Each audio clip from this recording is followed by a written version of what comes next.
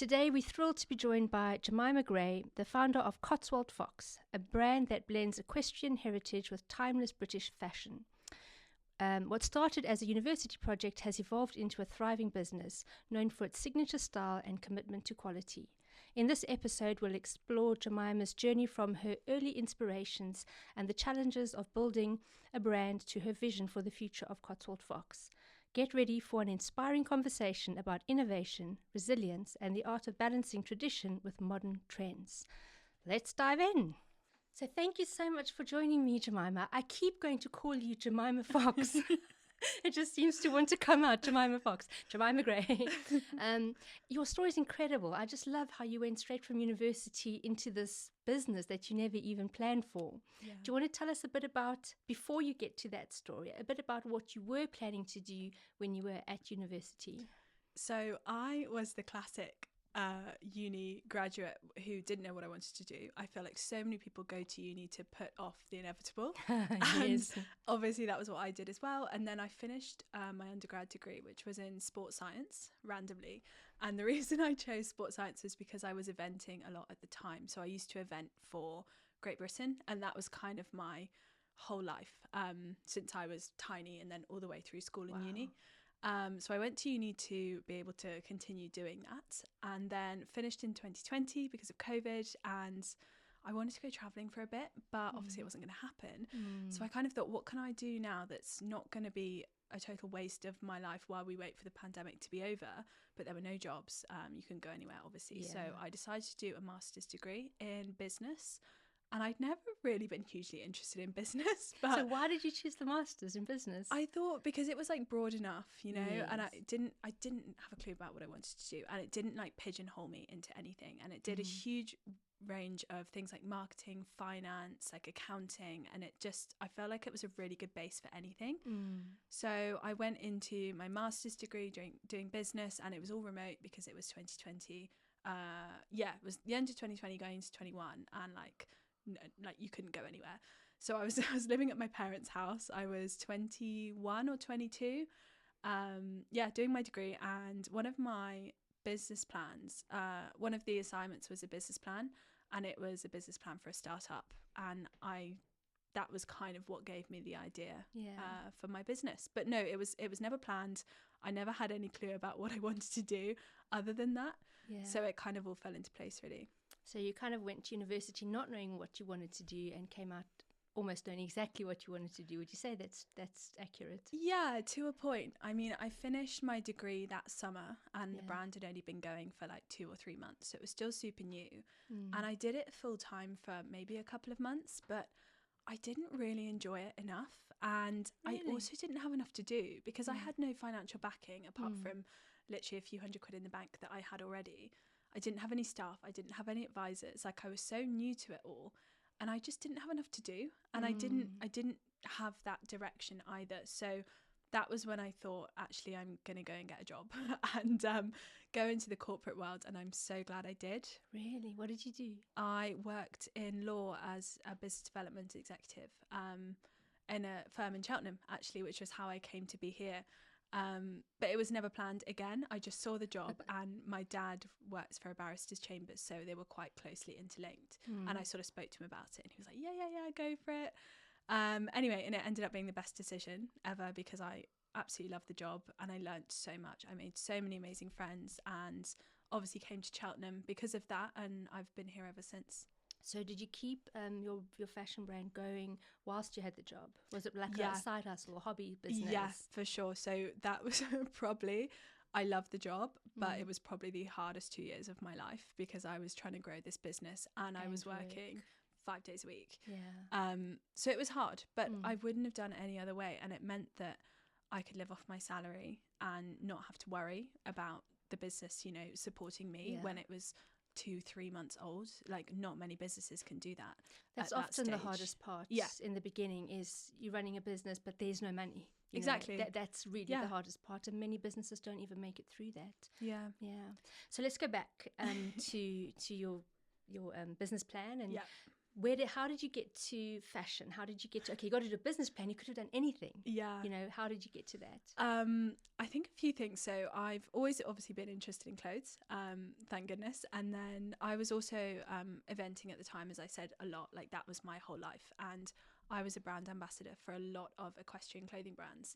And I had to, you know, they send me products and I get content for them and basically market them on my social media. So I had an equestrian page, which was quite big, and my own one as well, which was like not huge at all, but it was like okay. So I kind of thought that would be a good start because I sort of know that market anyway. I paired that with my uni that I went to. It was, you had a uniform, which was a shuffle, a quarter zip and a pair of wellies. Like it was a very abnormal uni, and I noticed that everyone was wearing the same thing, and also that everything was really expensive, and we were students, like we had no money at all. Student clothes are expensive. Student fashion brands. Yeah, literally. And I just kind of put all of that together, and then you sort of, with this course, they ask you for a business idea on the spot. And I don't think, unless you have an idea beforehand, I don't think anyone can come up with an idea on the spot. No. I think it's impossible. So that was really the first thing that came to mind, was like a country clothing brand that was affordable for everyone, including students, because a lot of the things aren't. And that also was a bit cooler, a bit younger, like not just your usual grey and navy and hoodies, but just something a little bit different. And then I sort of put that all together and did this business plan. Okay, now tell me the fun story of how you got the logo. So the logo, I did it on Microsoft Word, which is the worst platform. Advanced graphic design software. Yeah, absolutely. And basically I thought I need to have the word Cotswold in there because no other clothing company does. And I thought the Cotswolds is so famous. Yeah. Wow, you'd think that would have been snapped up already. Yeah, for sure. That's what I thought.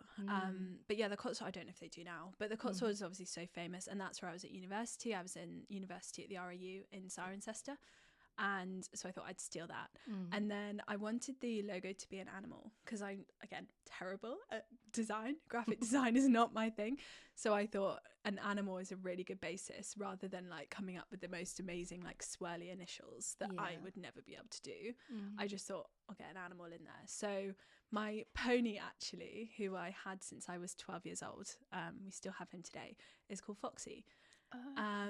And as I say, horses have always been like the biggest part of my life. So I kind of put that together and then came up with Cotswold Fox. It's a brilliant name. It's fantastic. And I can't believe that nobody nabbed Cotswold in a clothing brand yet. They probably have now. Now. Probably have to check it. But. Well, I mean, the Cotswolds is becoming kind of the LA, isn't it? The rich and famous, and so many celebrities are moving over here. So you got in there just at the right time. Yeah. And so you designed this logo and you decided to go for this young, trendy fashion brand.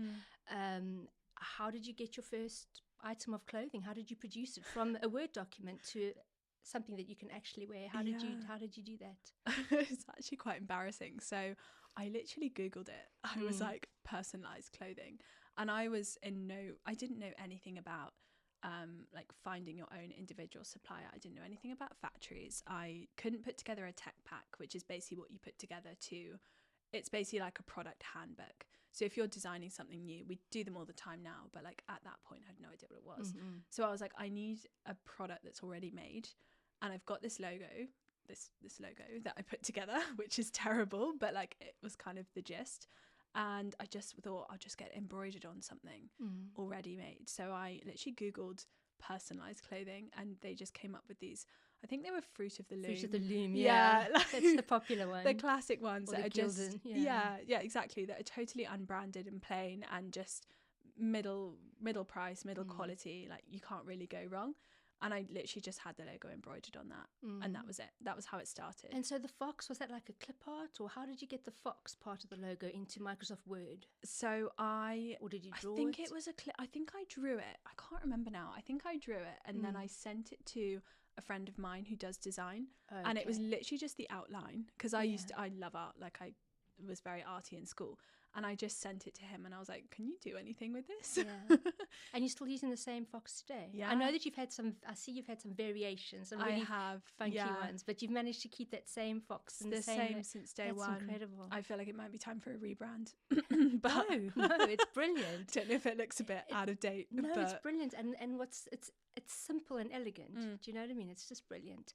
And so, okay, so you've got your lovely logo and you've got your first Fruit of the Loom. And then how did you sell it? Instagram. So, was that on your existing following? Yeah. So I set up a separate page for Cotswold Fox.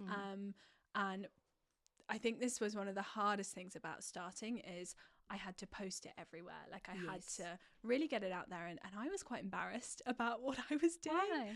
I don't know, because it was just so basic. Like I'd literally just drawn out a logo by hand and got it done on Word, and then got a Fruit the Loom corset, had it embroidered on, like made this terrible website that didn't even work, set up an Instagram page, and I was quite embarrassed. I was like, this is actually quite embarrassing, because it all just looked terrible. Yeah, I did it anyway, and I put it on my eventing page, and I put it on my personal page, and I put it all over Facebook, and shared it to all these different groups, and probably was incredibly annoying. Like was really relentless with it. Like, guys, this is what I'm doing. You have to do that, though. You have to do it.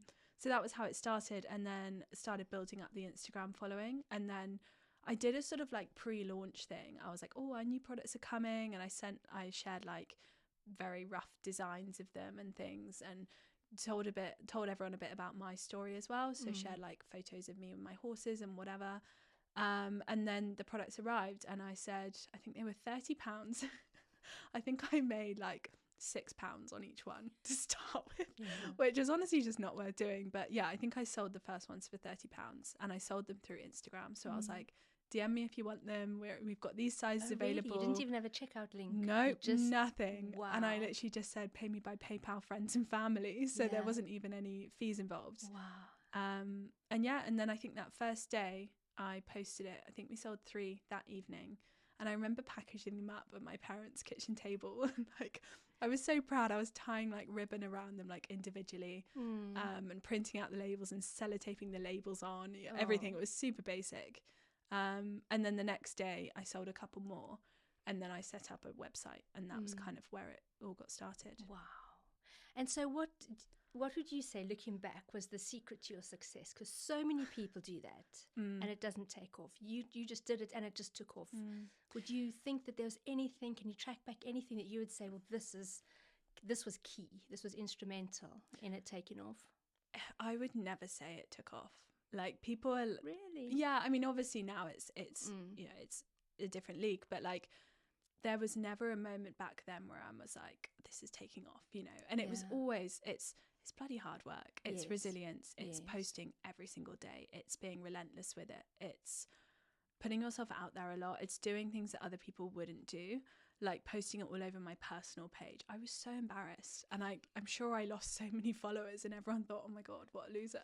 But like, it was it was the way to do it, and I think definitely just relentless posting and marketing and getting out there all the time. And like, I shared to so many Facebook groups every single day. Like, I was that really annoying person.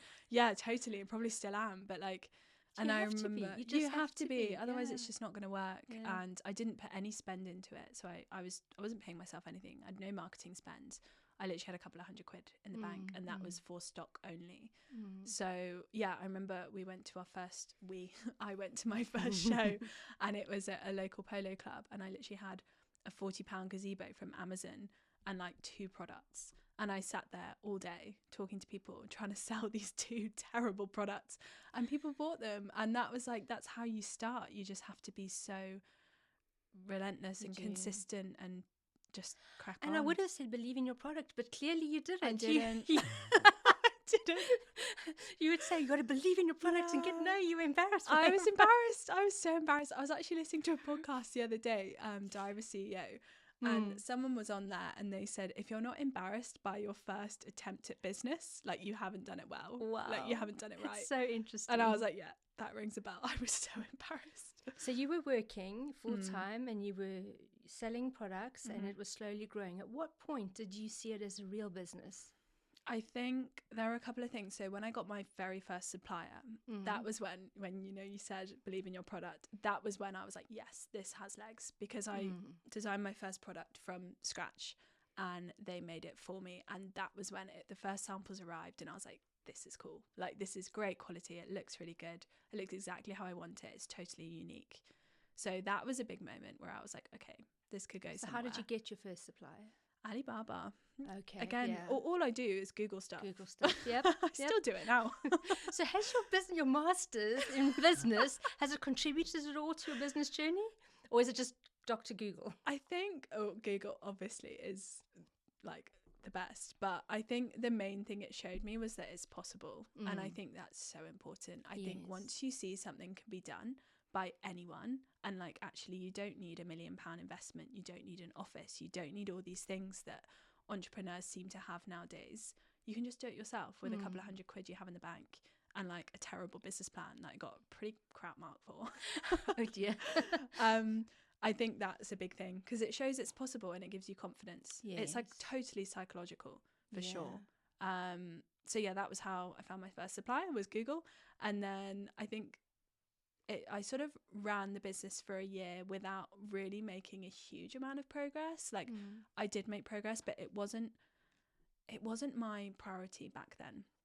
Like, I just got my first job and I bought a house and met all these new people and was just having a great time. And I think I was 23 or something. I just finished uni. Let's build a timeline. So when did you first sell your first product? What year was that? 2021. 2021, okay. Yeah. And what year did you get your first supplier? 2021. Still 2021. Yeah. Okay, we're going to build a timeline. I'm going to keep a record. Yeah. So actually, thinking back, it did actually progress quite quickly. Exactly. When you're in it, you don't think it you does. don't at all. And you every day, and you're like, oh, I'm not doing enough. But actually, you look back and you've done so much. Yeah.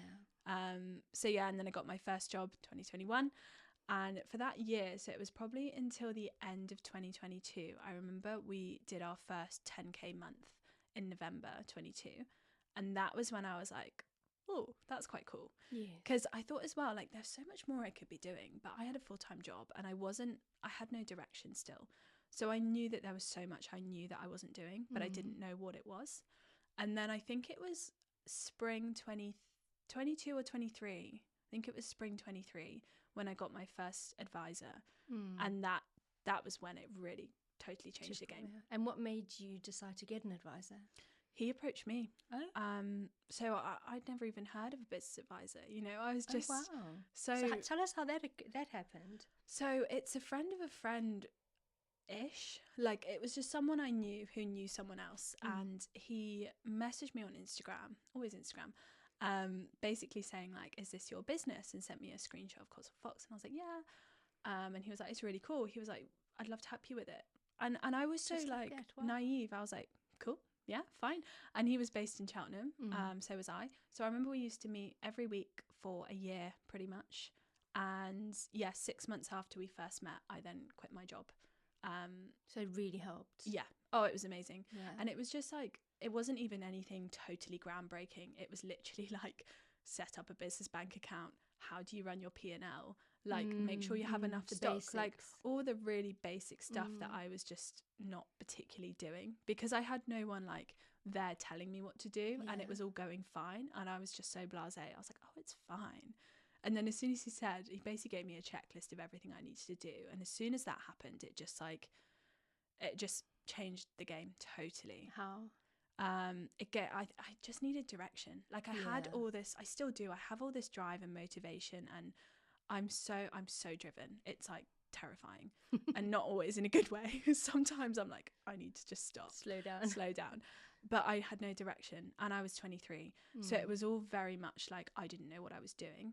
And actually, I think looking back, it was such a good thing that I only started with a couple of £100. I think if someone had invested at that point, I would have like used that money not in the right way, because I had no idea. So I think it was a really good thing that he gave me direction, but it all grew organically. So like, I learned along the way how to spend money, and I spent money very wisely because I didn't have much of it at all.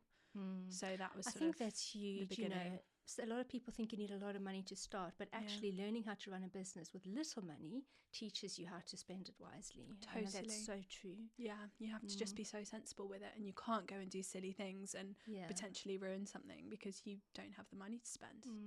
So your business advisor approached you. What did he get out of it? Like, was he charging you a fee? Did you want equity in the business? Like, he was charging me a fee, yeah, but he sort of said I charge this much an hour, and I was like, I can't pay that. Yeah. So I went back and said I could maybe pay this, and we sort of came to an arrangement. Wow, that's amazing. Again, a lot of businesses starting out wouldn't spend the money on an advisor. No, exactly. And you saying that was a game changer. Totally. Yeah. So you recommend that. Oh, 100%. I'm just capturing this No, because people need to hear this. 100%, You know, people want to save money on things like business advisors or mentors, and actually having that different perspective, I find valuable, isn't it? I think the main thing for me was reassurance, because I'm sure you know, like, running a business is terrifying, especially when you've never done it before. I was so young, I had no clue, let's be honest, but it was just terrifying. And like, I'd think, oh my God, I'm about to spend $3,000 on a show booking. That's like 95% of my bank account. Is this the right thing to do? Yeah. And it would honestly just help me sleep at night, because I would go to him and say, is this the right thing to do? And run through all the pros and cons. And he'd basically always say, it's fine. I don't think there was ever a moment where he was like, that's a really terrible idea. Wow.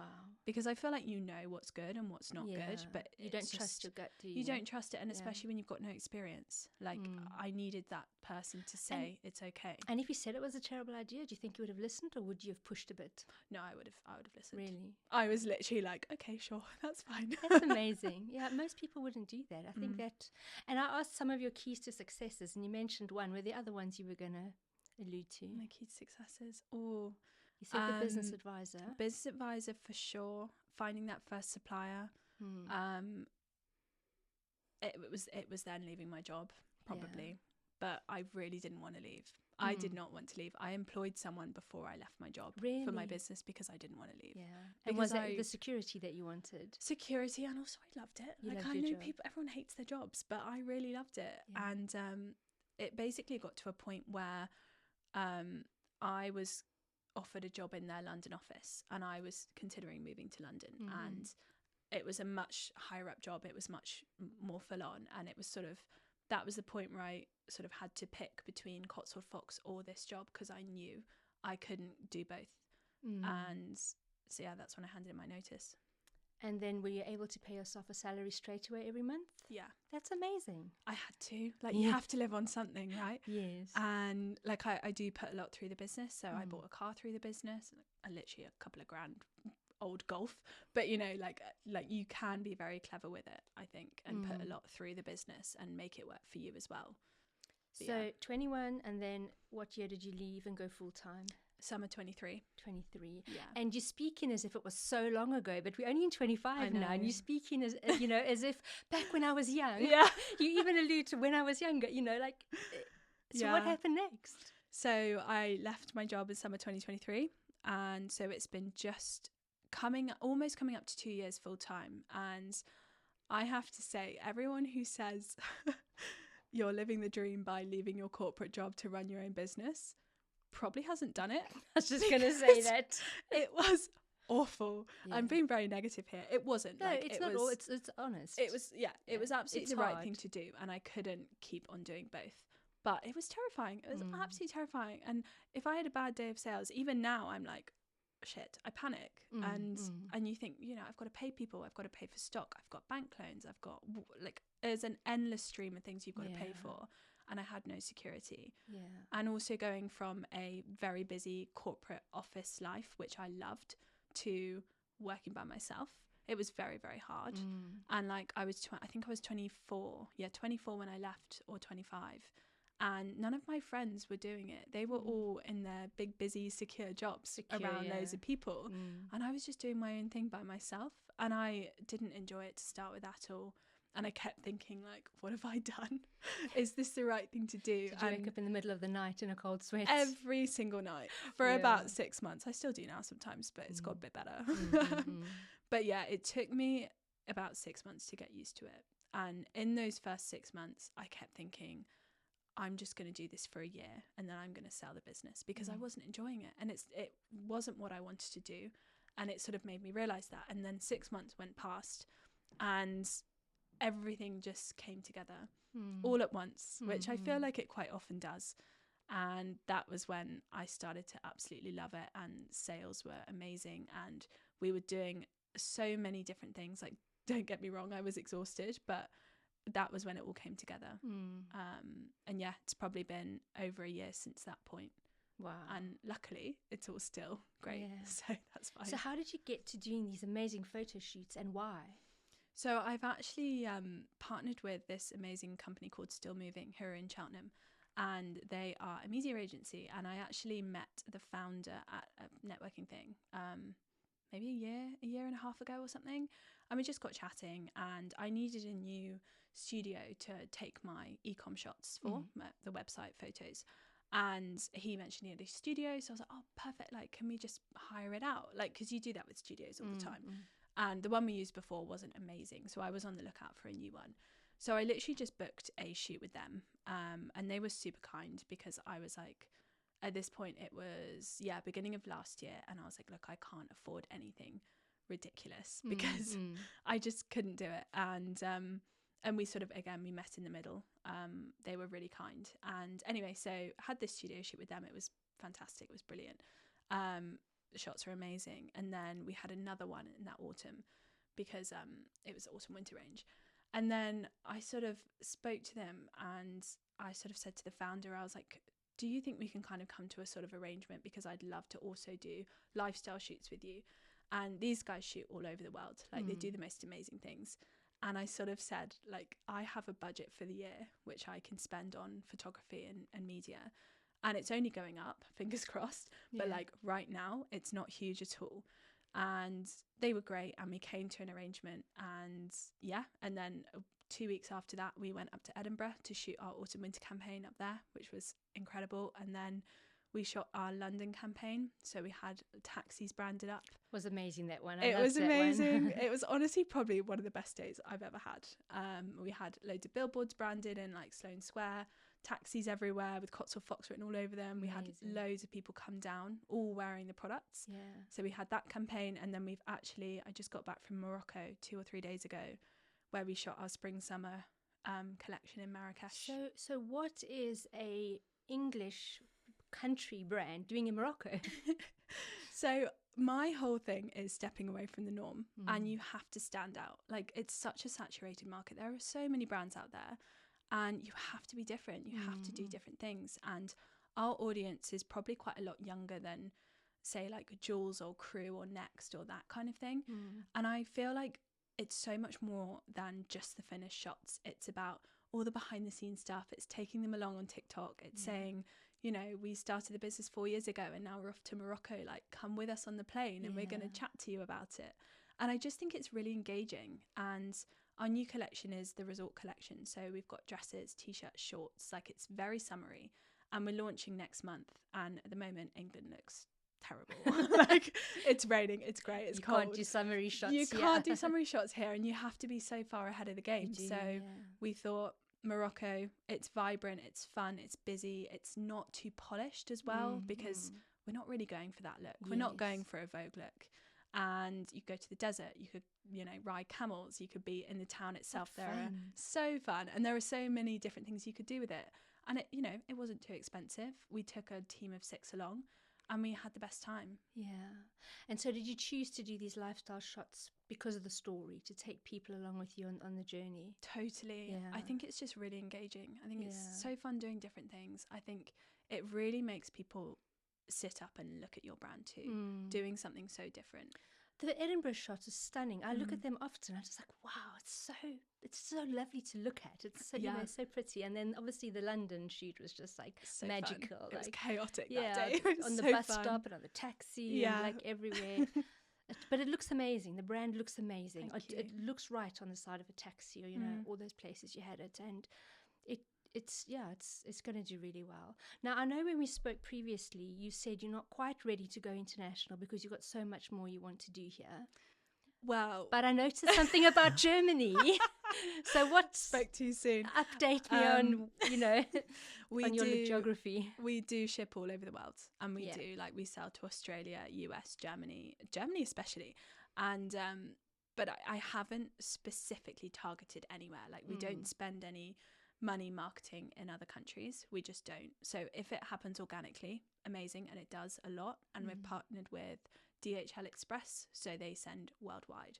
So they are brilliant, and that's kind of how it works. But a couple of days ago, I noticed website visitors had hugely gone up that morning, and they were all German, and they were all from like Frankfurt, Hamburg, Munich. And I was looking at the stats, and I was literally watching it live, and I could just see website visitors like, what happened? And so I couldn't work it out. So we've got a couple of German influencers who we just send things to. Don't pay them, and if they post, great, and if they don't, fine. Anyway, I looked on their pages. They hadn't posted anything. Looked on Google Analytics. Looked all over the place. Was honestly stumped. So I ended up doing an Instagram story, basically saying like, "Hello to all our new German customers. Like, how did you find us?"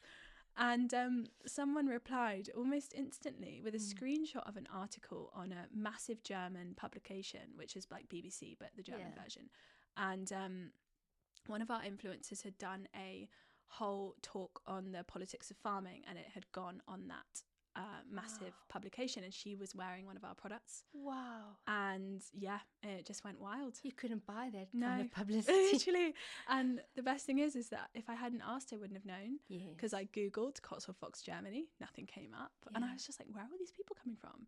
It does make your story, your Instagram story, interesting as well, seeing all these things pop up, it really does. And so are you going to be expanding outside the UK, or what do you still want to achieve in the UK?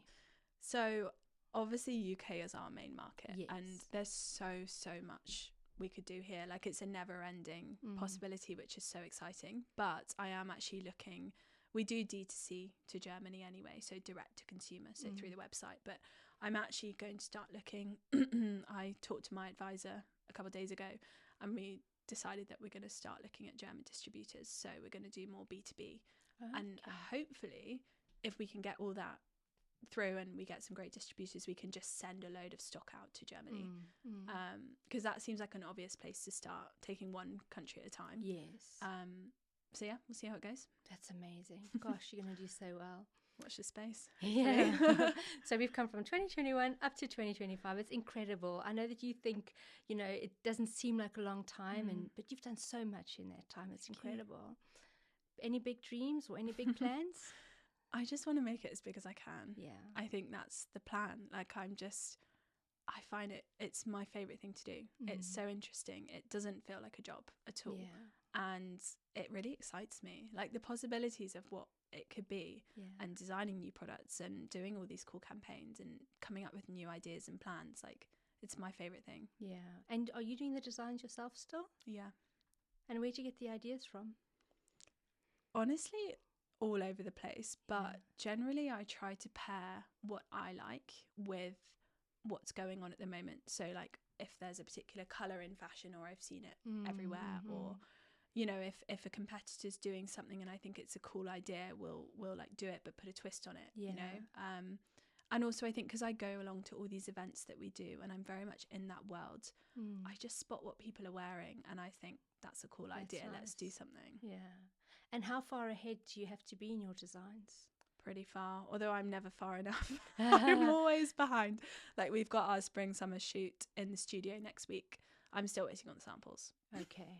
So you're not like a few years ahead. You can't be, because fashion is... The thing is, you can be, but like, I think the best bit about being small and about having to answer to no one is you can pivot so quickly.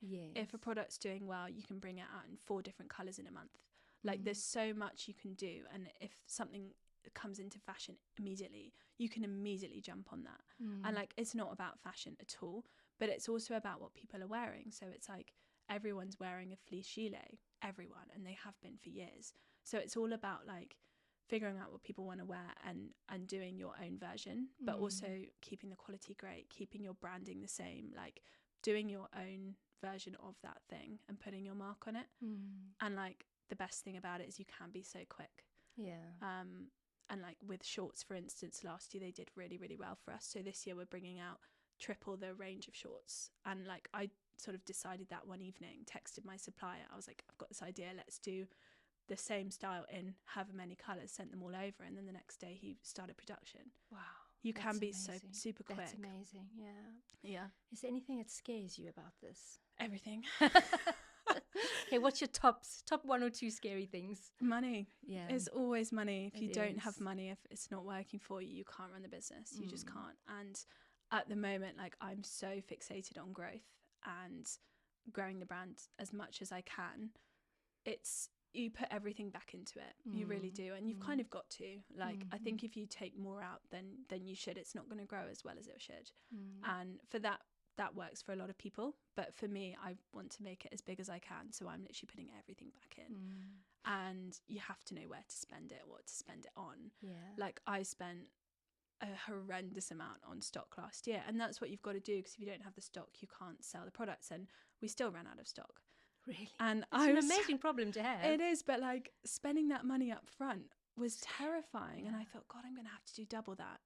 And it's terrifying. Like transferring, I think it was like 300-400k over to my supplier all at once. Like that is terrifying. Yeah. And nothing's guaranteed. Like obviously you can have contracts and stuff in place, but nothing is guaranteed. If something goes wrong, you're just going to have to deal with it and hope for the best. Yeah. Wow, that is scary.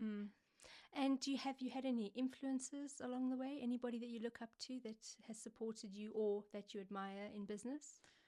Honestly, so many people, but I think one that really stands out is Amy Smale, who runs Odd Muse, and it's a London fashion brand, and it's like slow fashion. It's very cool. They mostly do dresses, and she started the year before I did, and I only really came across her recently, and now she's got a team of 50. She's got a store in New York, a store in London, and she's had no external investment either. And I just think what she's doing is amazing. And that's kind of where I got this idea of shooting in different locations, because they shoot in like 6 or 7 different locations a year. And I love the whole story behind it. And it's so engaging, and it's just amazing to watch. So that's kind of who I And do you look have up a to. go-to person where you just cry, or where you throw your toys out the cot with and they're there for you? And they yeah, I guess I've got a lot better. I remember for the first 2-3 years I was a nervous wreck. Yeah. But I'd say in the last year, I think a lot of it is experience. I've got so much better. But no, if there's something that's really worrying me, I will call my advisor straight away. And my mum's also great. I can talk to her about anything, and she's got a very business brain. So she'd be great too. But yeah, it's not too frequent now, thank goodness. It used to be well too often, but now it's okay. Imagine. Yeah.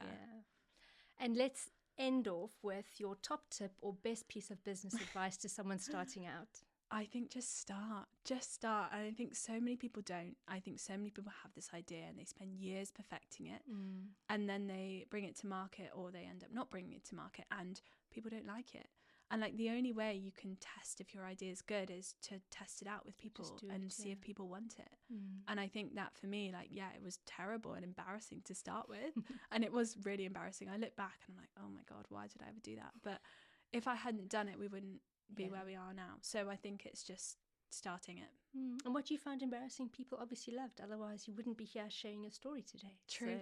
Yeah. Well, that was amazing story. Can't wait to see what happens next and where you go to next.